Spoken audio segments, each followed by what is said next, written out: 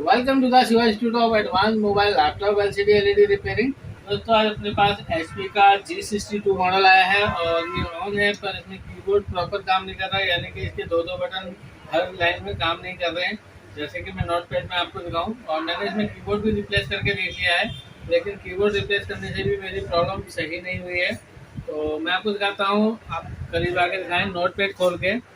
तो जब मैं नोट पैड खोलता हूँ यहाँ पे, तो आप देखेंगे यहाँ पे मेरे कुछ बटन काम नहीं कर रहे हैं, जैसे QWERTY। देखिए यहाँ पे Y काम नहीं कर रहा है, T कर रहा है, YU ये दो बटन काम नहीं कर रहे हैं और सारे बटन काम करेंगे। और नीचे वाली लाइन में आप देखेंगे यहाँ पे JH काम नहीं कर रहा, बाकी ये सारी लाइन काम करेगी। फिर यहाँ नीचे जाऊँगा तो V, और यहाँ पे B और N और M, यानी कि हमारे NMHJYU ये बटन काम नहीं कर रहे हैं, बाकी हमारे कीबोर्ड में सारे काम कर रहे हैं। तो इस तरीके की प्रॉब्लम में हम लोग सबसे पहले कीबोर्ड को रिप्लेस करके देखेंगे। और कीबोर्ड मेरे पास यहाँ पे पड़ा हुआ है, तो मैंने ये वैसे तो डायग्नोस कर लिया है, लेकिन ये आपको दिखाने के लिए कि ये प्रॉब्लम जो है हमारी आईओ से है। तो आप देखेंगे यहाँ पे मैं नया कीबोर्ड लगा लेता हूँ, और कीबोर्ड लगाने के बाद देखूँगा कि सेम यही बटन काम नहीं कर रहे हैं क्या। अगर ये बटन काम कर रहे हैं, फिर और कोई बटन काम नहीं कर रहे हैं, तो फिर देखेंगे। सही से लगा लेता हूँ कीबोर्ड का पत्ता, और देखिए कीबोर्ड हमारा लग गया है। और यहाँ पे मैं ASDFGH, देखेंगे यहाँ पे H काम नहीं कर रहा है, यानी कि सेम कंडीशन है। H यहाँ पे HJNMYU नहीं कर रहा है, बाकी सारे काम कर रहे हैं, जैसे कि पहले भी हमारा सेम यही प्रॉब्लम था। ठीक है, तो आइए दोस्तों मैं इसको खोलूँगा और आपको दिखाऊँगा जो प्रॉब्लम थी वो मेरी सही हुई कि नहीं हुई। तो कीबोर्ड मैं बाहर निकाल लेता हूं, और ये मेरा नया कीबोर्ड था, इसको मैं पैक कर देता हूं। लैपटॉप रिपेयरिंग हम लोग चिप लेवल पे सिखा रहे हैं दुर्गा सिटी सेंटर हल्द्वानी में, और आप रिपेयरिंग सीख के अच्छा अपना व्यवसाय कर सकते हैं। तो 3 महीने की हमारी क्लास है, जहाँ पे हम थ्योरी प्लस प्रैक्टिकल आपको दे रहे हैं। तो मैं लैपटॉप को कर देता हूँ बंद, और इसके बाद इसका ऑन ऑफ का बटन, और यहाँ पे जो स्पीकर है स्पीकर की तार निकाल लेता हूँ, और यहाँ पे टच पैड के पत्ते निकाल लेता हूँ, और स्क्रू मैं ऑलरेडी पहले ही खोल चुका हूँ इसके। तो आप देखेंगे जो हमारा टॉप है, इसको आसानी से मैं बाहर कर लेता हूं। और इसमें जो प्रॉब्लम है वो इस आईओ की वजह से है, क्योंकि जैसे कि आपको पता है कीबोर्ड के सारे कनेक्शन हमारे इस आईओ से ही होता है। आईओ मतलब आपका इनपुट आउटपुट, या फिर इसको एसआईयू भी कहते हैं, सुपर इनपुट आउटपुट भी कह सकते हैं, और इसे कुछ लोग कंट्रोलर भी कहते हैं। तो यहाँ पे सबसे पहले मेरा जो काम होगा, इसको थिनर से क्लीन करना होगा, क्योंकि वैसे तो ये सब जगह से साफ दिख रही है, पर मुझे यहाँ पे जूम करके दिखाएं आप, कुछ फंगस सा दिख रहा है यहाँ पे। तो पहला काम होगा मेरे को इसको क्लीन करके जेसीबी करना। जेसीबी से मतलब है जनरल चेकिंग प्रोसेस। तो आप देखेंगे मैं इसको किस तरीके से क्लीन करता हूँ। देखेंगे सबसे पहले मैं यहाँ पे थिनर से इसको साफ करूँगा, और अच्छे से क्लीन करूँगा इसको। और क्लीन करने के बाद एक बार हीट मार के इसको या रिसोल्व करूँगा, क्योंकि मुझे क्लीन करने से भी ये पिनें साफ नज़र नहीं आ रही हैं। मैंने जैसे कि इसको क्लीन कर लिया है, और एक बार मैं बारीकी से देखूंगा इसको। मुझे यहाँ फंगस सा दिख रहा है, तो मैं यहाँ पेस्ट लगा के इनकी पिनों को सोल्ड करूंगा।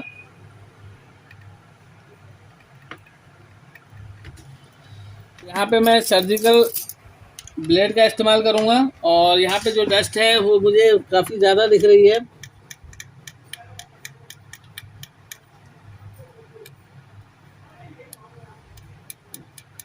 और यहाँ पे मैं पेस्ट लगा के इसकी पिनों को रिसोल्व करूँगा एक बार।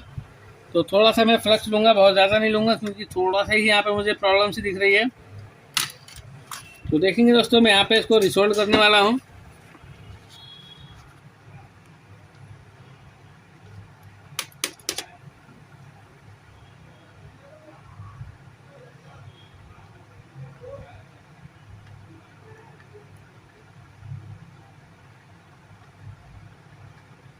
देखेंगे यहाँ पे मैंने पिनों को सोल्ड कर दिया है, और इसकी शॉर्टिंग अभी इनमें कुछ शोल्डर भर गया है, तो वो भी मैं क्लीन करूँगा, और इसके बाद मैं चेक करके देखूँगा। अब देख रहे हैं मैंने यहाँ पे आईओ को क्लीन करके रिसोल्व करके क्लीन कर लिया है, और मैं एक बार और देखूँ कि कोई पिन आपस में शॉर्ट तो नहीं हो रही है।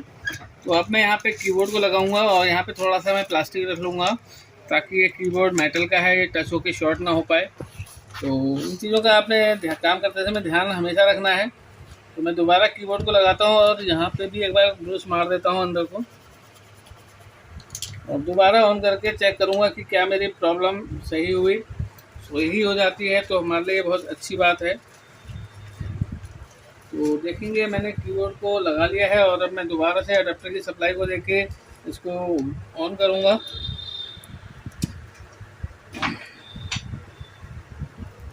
तो देखेंगे जब मैंने कनेक्ट करा है तो ऑन करने के लिए अब मुझे इसके पावर बटन पे शॉर्ट करना पड़ेगा ट्विजर की मदद से। तो देखेंगे ऑन हो गया है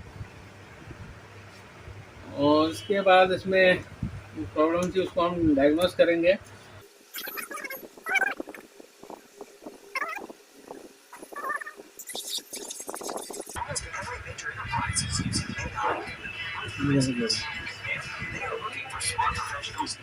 तो स्टार्ट करूँ। तो देख सकते हैं जैसे कि ये ऑन हो गया है और मैंने क्लीन कर लिया है और यहाँ पे जो प्रॉब्लम थी अभी भी मेरी सेम वही है, यानी कि मेरे जो कीबोर्ड पे काम नहीं कर रहे थे एच जे वाई यू और एन और एम अभी भी काम नहीं कर रहे मेरे। तो अब मेरे को इसकी आईओ को डायग्नोस करना होगा अच्छे से और उसके बाद अगर आईओ में फॉल्ट है तो आईओ भी मुझे रिप्लेस करना पड़ेगा। तो एक बार देखते हैं। तो अभी जो मैंने किया ये एक बेसिक काम था जो कि कीबोर्ड की प्रॉब्लम है, इस तरीके से हमने करना ही चाहिए।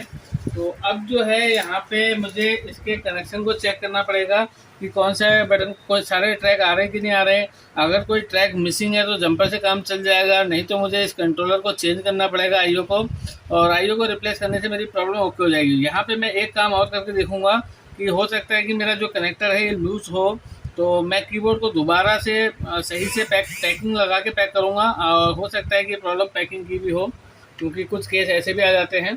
तो मैं एक बार बारीकी से इसको एनालाइज करता हूँ इसके कनेक्टर को।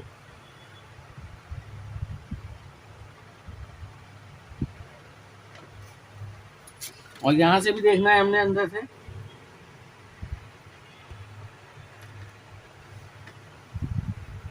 ठीक है, तो अभी मैं क्या करूँगा, इनकी जो पिने हैं एक बार इनको रिसोल्व करता हूँ और दोबारा मैं इसको ऐसे ही चेक करूँगा कीबोर्ड डाल के, और एक कीबोर्ड के पत्ते में एक पैकिंग डालूंगा। हो सकता है कई बार ये कनेक्टर लूज हो जाता है तो कोई कनेक्शन ना जुड़ रहा हो, तो मैं पेस्ट लगा के एक बार इनकी पिनों को सोल्ड करूँगा और जो मैंने अभी आपको बताया वो काम जरूर करूँगा, क्योंकि जो आईओ की कंडीशन मुझे ऐसा लग तो नहीं रही है कि ख़राब हो।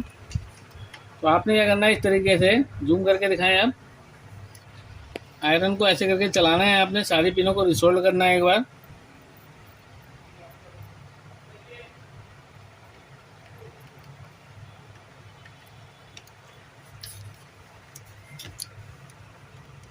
इसकी पिनें कीबोर्ड कनेक्टर की पिनें वैसे बहुत दूर दूर होती हैं, यहाँ पे शॉर्ट होने के चांसेस नहीं रहते हैं,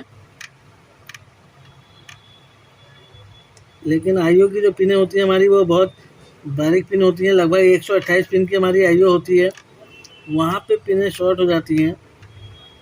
तो अभी देखेंगे यहाँ पे मैंने बेसिक कर लिया है और अब मैं एक काम करूँगा यहाँ पे। तो देखेंगे यहाँ पे मैं एक यहाँ से ग्रिप काटता हूँ और एक और मैं अपने पास से लगाऊंगा।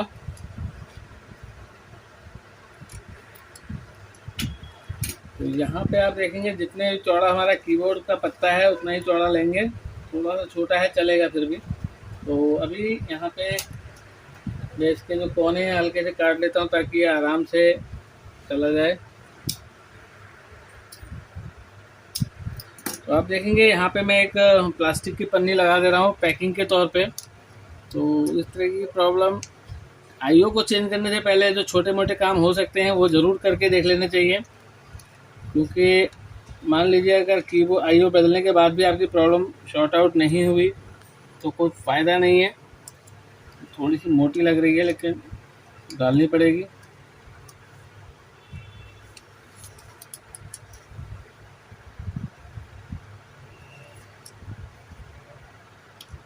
तो अभी मैं इसको चेक करता हूँ और ये इंसुलेट ज़रूर करना है आपने। और दोबारा ऑन करते हैं।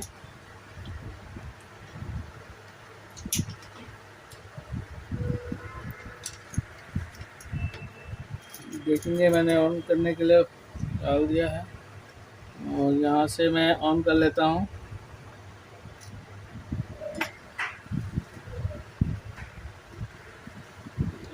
देखते हैं हमारी प्रॉब्लम सॉर्ट आउट हुई कि नहीं हुई।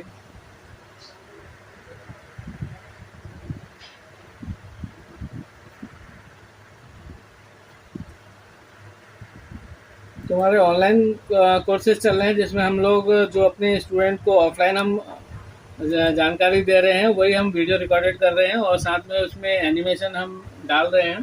तो अगर आपको वीडियो चाहिए तो हमसे संपर्क कर सकते हैं। डेमो क्लास आपको फ्री मिलेगी।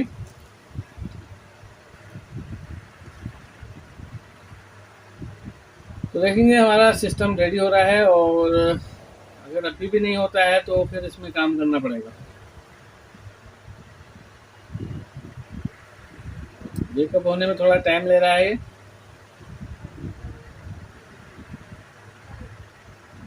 तो मैं दबा के देखता हूँ, नहीं अभी भी मेरा ये प्रॉब्लम कर रहा है, सेम प्रॉब्लम है।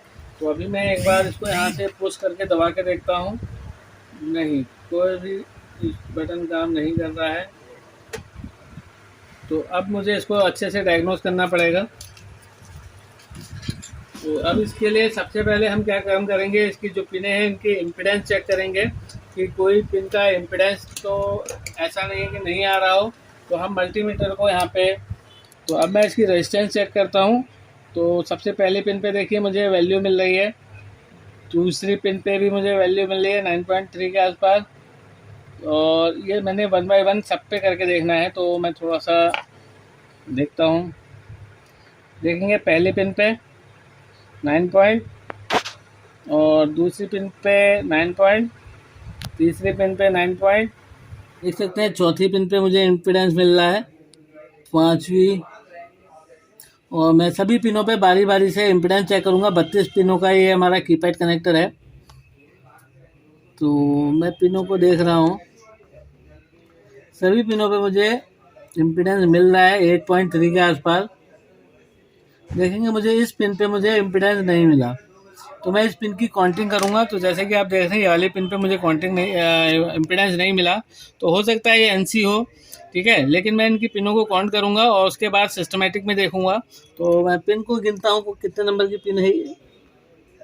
पिन नंबर 1 2 3 4 5 6 7 8 9 10 11 12 13 14 15 और 16 नंबर की पिन पे मुझे, यानी कि पिन नंबर 16 पे मुझे कोई भी इम्पीडेंस नहीं मिल रहा है। तो इसके बाद मैं और पिनों को देखूंगा तो ऑलमोस्ट मुझे सभी पिनों पे मिल रहा है। तो फिलहाल यहाँ पे जो है मुझे पिन नंबर 16 पिन नंबर पे कोई भी इम्पीडेंस नहीं मिल रहा है। तो जाहिर सी बात है सभी पिनों का कनेक्शन हमारा इस आईओ से आता है। तो मैं एक बार ओरल चेक कर लेता हूँ। तो जैसे पिन नंबर 1 को ले लेता हूँ यहाँ से, क्योंकि आप देखेंगे यहाँ पे गाइड पॉइंट है। आप देखें हमें कैसे पता लगेगा पिन नंबर 1 कौन सी है, तो आप जूम करके यहाँ पे दिखाएं। तो जैसे कि आप देख रहे हैं यहाँ पे हमारा एक डॉट है और ये पिन नंबर 1 की काउंटिंग में आएगा। और यहाँ पे देखेंगे पिन नंबर 32 लिखा है, देखेंगे यहाँ पे पिन नंबर 32 यहाँ पे लिखा हुआ है। तो इसका मतलब है पिन नंबर 1 से लेके पिन नंबर 32 तक का हमारा कीबोर्ड कनेक्टर है। तो पिन नंबर 16 पे आप देखेंगे हमें कोई भी इम्पीडेंस नहीं मिला है। तो फिलहाल मैं पिन नंबर 1 को मल्टीमीटर कंटिन्यूटी पॉइंट पर रख के चेक करूंगा। मीटर भी आप ध्यान से देखते रहें, क्योंकि मीटर का बहुत बड़ा रोल है इसमें आपको डायग्नोस करने के लिए। तो मैं पिन नंबर 1 का लेके चलता हूँ, देखेंगे मुझे पिन नंबर 1 की कंटिन्यूटी हमारी आईओ पे मिल रही है। पिन नंबर 2 को लेके चलता हूँ,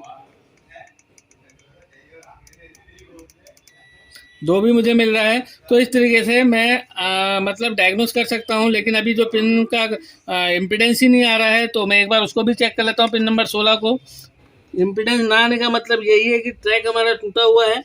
तो मैं पिन नंबर 16 को एक बार चेक कर लेता हूँ। तो अब देखिए मुझे यहाँ पे कोई भी इम्पीडेंस नहीं मिला, मतलब कंटिन्यूटी बीप नहीं मिली मुझे यहाँ पे पिन नंबर 16 पे। तो अब मेरे पास सिस्टमेटिक है और अब मैं सिस्टमेटिक के माध्यम से आपको इसको कंप्लीट बताऊंगा कि कौन सी पिन पे इसका कनेक्शन आएगा। तो देखेंगे हमारे पास ये जो लैपटॉप है HP का G62 है और ये systematic HP G42, G62, कॉम्पाल, CQ42 इन सब के लिए है।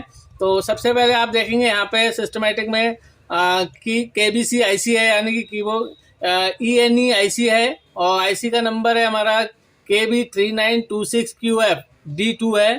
तो मैं पेज नंबर 29 में जाना चाहूँगा और पेज नंबर 29 को मैं यहाँ से सर्च कर सकता हूँ। तो पेज नंबर 29 देखेंगे, पेज नंबर 29 हमारा ये आ गया। तो आप देख सकते हैं हमारा कीबोर्ड SIO आईसी है। और अगर मैं इस आईसी की लोकेशन आपको ट्रेस करके दिखाऊं तो आप देखेंगे इस आईसी की जो नंबर है वो KB3926QF D2 है। ये तो आईसी का नंबर हो गया।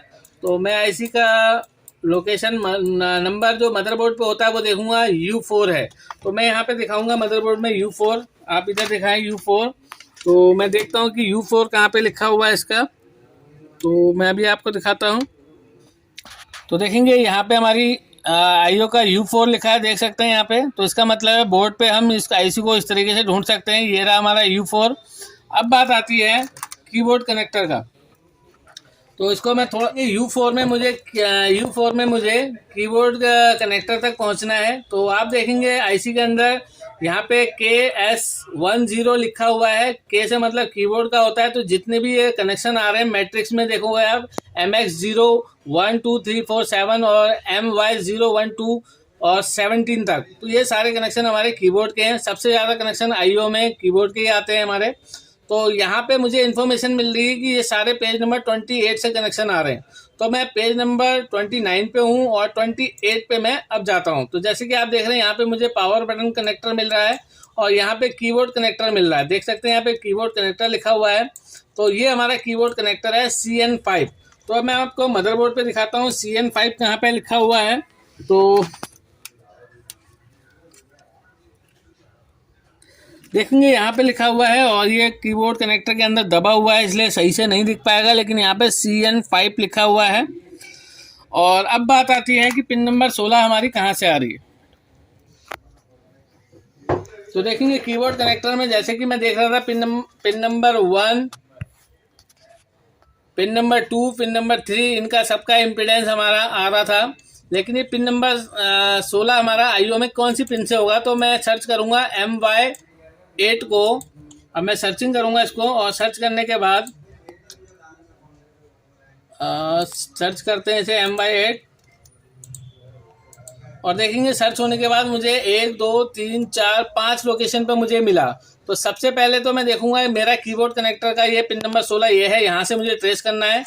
तो यहाँ पे आप देखेंगे कुछ कैपेसिटर लगे हुए हैं जो कि C224 C290 कुछ इस तरीके से लगे हुए हैं। और सब ये लूप रजिस्टर नहीं है, नेटवर्क रजिस्टर नहीं है, क्योंकि सबके अलग अलग नंबर दिए गए हैं। अगर इनका एक ही नंबर होता तो ये नेटवर्क रजिस्टर यानी कि पैक वाला रजिस्टर होता। तो यहाँ पे अभी मुझे C284 कैपेसिटर को फाइंड करना है। तो यहाँ पे इस कैपेसिटर को मैं देखूंगा और दूसरा इसके बाद मुझे यहाँ पे RP28 नेटवर्क रजिस्टर को देखना है। और इसके बाद अगर मैं देखूँ ये कीबोर्ड कनेक्टर है हमारा।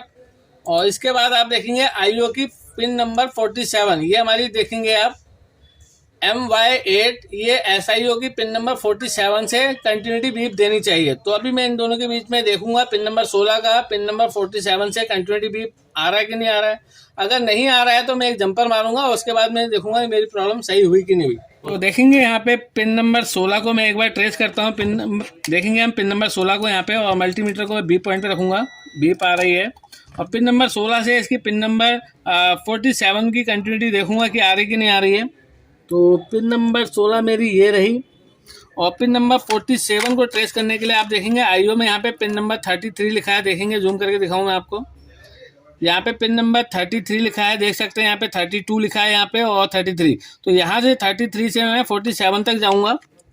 तो 33 34 35 36 37 38 39 40 41 42 43 44 45 46 47 तो देखेंगे 47 नंबर की पिन ये रही।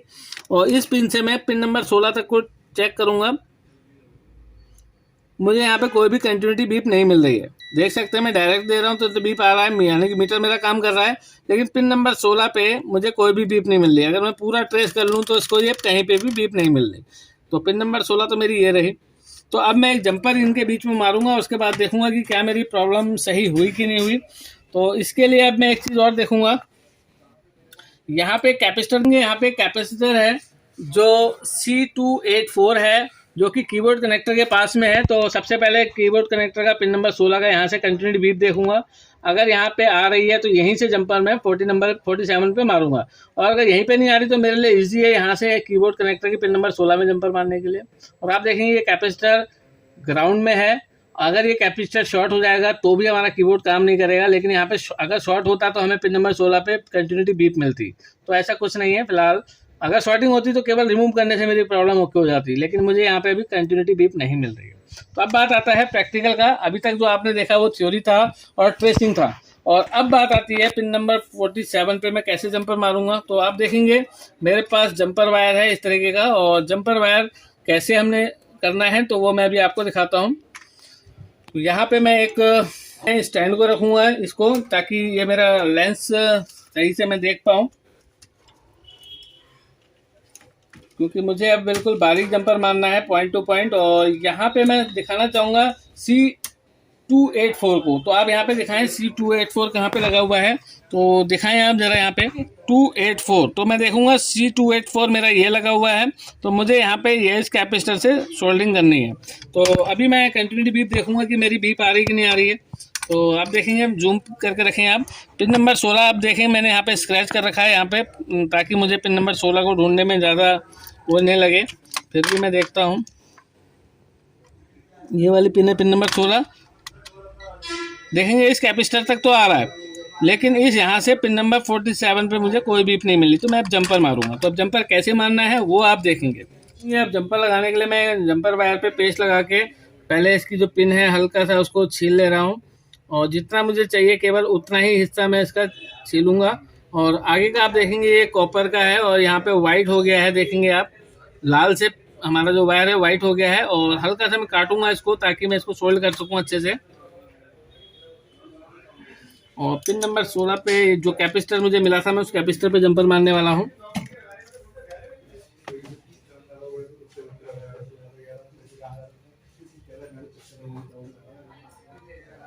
तो देखेंगे यहाँ पे मेरा जंपर लग गया है, और मैं चाहूंगा कि आप इसे जूम करके दिखाएं यहाँ पे।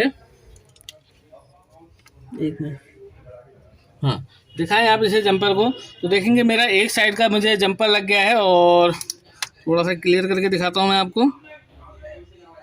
देखेंगे मेरा C284 मेरा कैपेसिटर है। तो यहाँ पे मेरा जो एक तरफ का जंपर है वो मैंने लगा लिया, देख सकते हैं मजबूती इसकी। अब मैं दूसरे हैंड पे यहाँ पे आईओ पे मारूंगा। तो थोड़ा सा मैं वायर को लंबा काटूंगा यहाँ से, ताकि मैं जंपर लगा सकूं।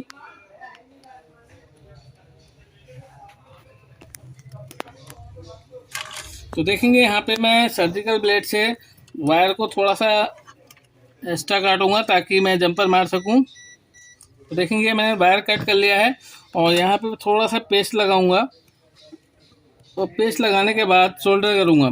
तो इस तरीके से हम 3 महीने के अंदर आपको थ्योरी प्लस प्रैक्टिकल इन्फॉर्मेशन देते हैं, जिसमें आप 100% रिपेयरिंग सीखेंगे। बस मेहनत जरूर करनी है आपने। देखेंगे यहाँ पे मैंने सोल्डर लगा लिया है, और ये लाल से वाइट हो गया आगे। और अब बात आती है पिन नंबर 47 पे जंपर मारने की। तो थोड़ा सा आप ऐसे करके दिखाएं। पिन नंबर 47 भी काउंट करना है हमने, और जंपर भी मारना है। तो देखेंगे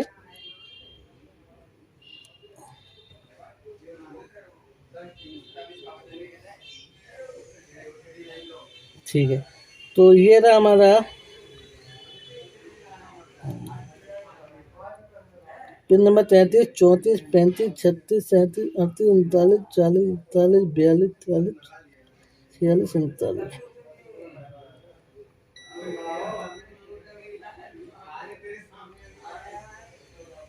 देखेंगे मेरा जंपर लग गया है, और एक बार मैं अच्छे से काउंटिंग करूंगा पिन की, फिर मैं आपको जूम करके दोनों तरफ के जंपर दिखाऊंगा कि मेरे जंपर सही लगे हैं क्या। 33, 34, 35, 36, 37, 38, 39, 40, बिल्कुल सही लगे। तो अब मैं चाहूंगा कि आप इसे जूम करके दिखाएं अच्छे से कि पिन नंबर 47 पे मेरा जंपर जो है किस तरीके से लगा है। देख सकते हैं यहाँ पे दिख रहा है, और मैं थोड़ा सा और जूम करता हूँ इसे। यहाँ से मैंने जंपर मार दिया है और अब मैं इसको कीबोर्ड लगा के देखूंगा। तो इंस्टॉलेट करूंगा पहले मैं, ताकि कीबोर्ड मेरा नीचे मेटल का है वो शॉर्ट ना हो जाए, मदरबोर्ड को शॉर्ट कर सकता है। तो इस तरीके से मैं कीबोर्ड को लगाऊंगा इसमें, और यहाँ पे कीबोर्ड को लगाने के बाद मैं ऑन करूंगा इसको। तो देखेंगे यहाँ पे कीबोर्ड लगा दिया है और अब ऑन करेंगे इसे।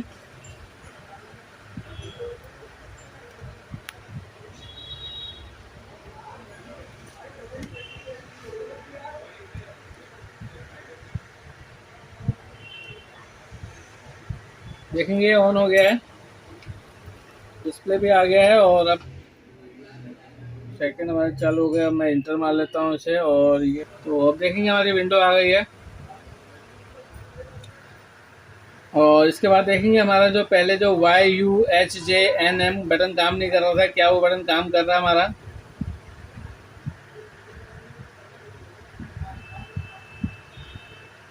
तो लैपटॉप रिपेयरिंग सीखने के लिए आप संपर्क कर सकते हैं दुर्गा सिटी सेंटर हल्द्वानी में। तो यहाँ पे हम बटन दबा लेते हैं ताकि हमारी कैंसिल हो जाए ये। और अब देखेंगे विंडो हमारी प्रिपेयर हो रही है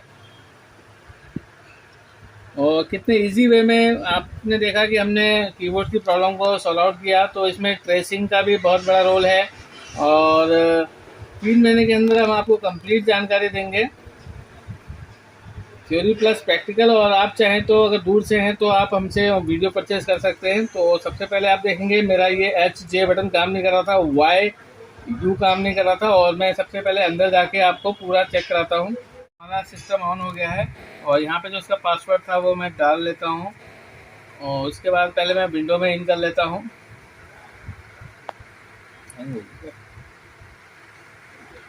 तो विंडो इन होने के बाद इसमें मैं जाऊँगा, जो मैंने नोटपैड बनाया था उसमें दोबारा चेक करूँगा टेक्स्ट डॉक्यूमेंट। देखेंगे यहाँ पे QWERTY देख सकते हैं। मेरा पहले ये बटन YU काम नहीं कर रहा था, YUHJNM। अब देख सकते हैं मेरे बटन काम कर रहे हैं और मेरे जो प्रॉब्लम थी वो सही हो गई है। तो देखेंगे बैक स्पेस और ये तो सब पहले ही वर्किंग में थे, केवल जो इसमें पहले प्रॉब्लम थी कीबोर्ड की वो YUHJNM बटन हमारे काम नहीं कर रहे थे, बाकी सारे बटन हमारे काम कर रहे थे। तो देखा आपने दोस्तों किस तरीके से हमने इसको रिपेयर किया। और केवल एक ट्रैक जो हमारा मिस था, जो पिन नंबर 16 से पिन नंबर 47 IO से कनेक्टिविटी टूट गई थी, उसके वजह से। इस तरीके से जब मैं आपको रिपेयरिंग सिखाऊंगा तो 3 महीने बाद आप भी रिपेयर कर पाएंगे।